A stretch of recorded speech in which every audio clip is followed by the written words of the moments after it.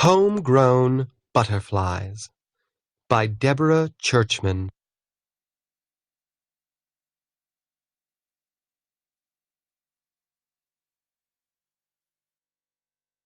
People in Barradell, Colorado, a village in Costa Rica, had a big problem.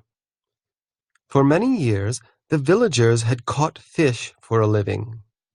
But then, because of pollution and overfishing, the fish began to disappear. Soon it became hard for the people to catch enough fish to feed to their families and sell for money. What could they do?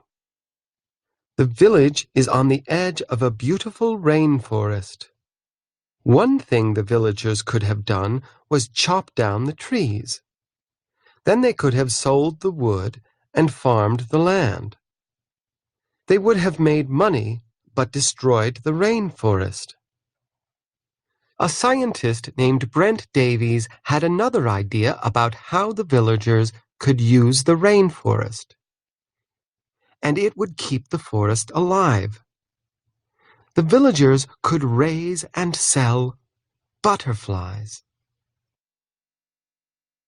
School children in Barradell, Colorado are now experts at spotting caterpillars. Brent Davies and local students admire a sign that notes, in Spanish and English, they are raising insects. Many colorful butterflies flit around in the forest near Barradell, Colorado.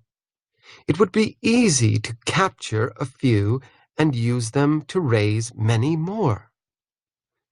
Brent knew that butterfly zoos around the world would pay for farm-raised butterflies. If the villagers could make money by selling them, they'd have a good reason to protect the insect's rainforest home. After all, without the forest, there would be no wild butterflies to capture. And without a steady supply of wild butterflies, the farm would fail. Brent wanted to show villagers how to raise butterflies to sell, and she knew just who could help: the school kids. If adults saw kids making money with butterflies, they might want to start their own farm and protect the forest.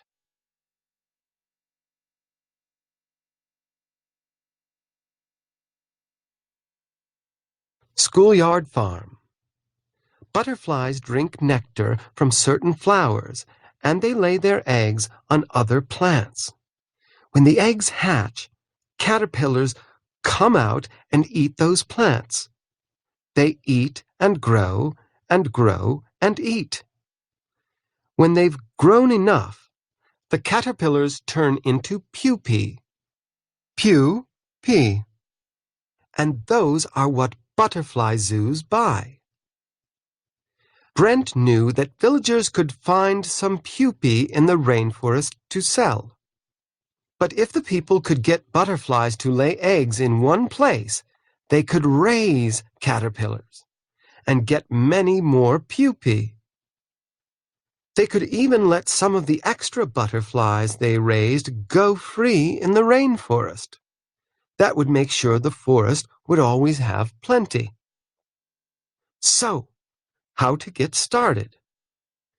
To attract butterflies, Brent figured the villagers needed a garden full of nectar plants. They also needed an enclosure full of plants for caterpillars to eat. She talked to people at the school.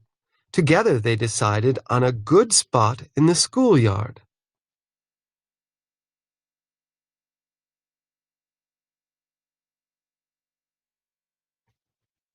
Clearing and planting. First, they had to clear a lot of trash out of the schoolyard.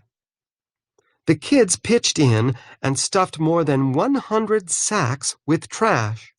Soon, people were stopping by to admire their work. Then everyone helped dig up the soil so that plants could grow. That turned up lots of worms, which attracted lots of chickens, So the kids went on chicken patrol, chasing the birds away. Their butterfly garden needed those worms.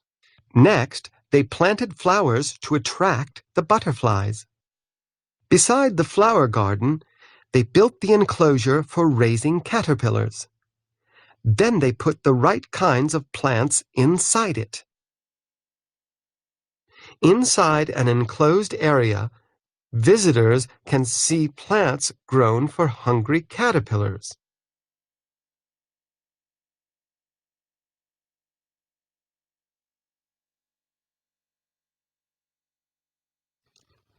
Raising butterflies.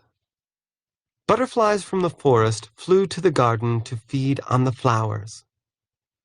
Brent taught the children how to capture the butterflies and take them into the enclosure. There, the butterflies laid tiny eggs on the special plants. Brent also taught the children how to find caterpillars and eggs. Some eggs are no bigger than the period at the end of this sentence. The kids learned to lift up leaves and look around the plants. They put the eggs and caterpillars they found into special feeding boxes. That way they could make sure the insects got plenty to eat. 2 handfuls of owl butterfly caterpillars are moved to a feeding box. After caterpillars turn into pupae, they are packed into boxes and shipped to zoos. In the boxes, the caterpillars fattened up on leaves. Then they turned into pupae.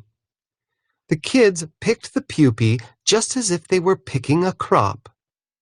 They let some of the pupae turn into butterflies, and they put those back into the rainforest. But they sold the other pupae. Today, the farm sells about 250 pupae every month. The money that's earned goes to the school for materials and equipment. The first thing the kids bought was a ceiling fan so their schoolroom wouldn't be so hot. The best news is that some adults in the village have started doing what the kids have done, making farms for butterflies. They've learned from the kids how to use the forest without harming it. Blue Morpho butterflies are best sellers. Their wings have eye spots on the underside, but the top side is bright blue.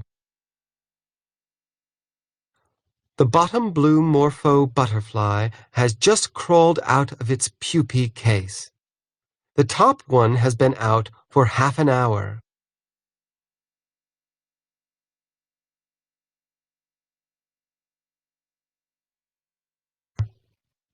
Meanwhile, back home, people at the San Diego Wild Animal Park helped start the butterfly farm in Costa Rica. Then they had another wild idea. Why not start this kind of farm at home in California? They asked students at San Pascual Union Elementary School if they wanted to get involved. People at the school agreed to do the same thing as the villagers in Costa Rica. Kids and adults set up a butterfly garden and an enclosed area. Some of the money they earn pays for special things for their school, such as science equipment.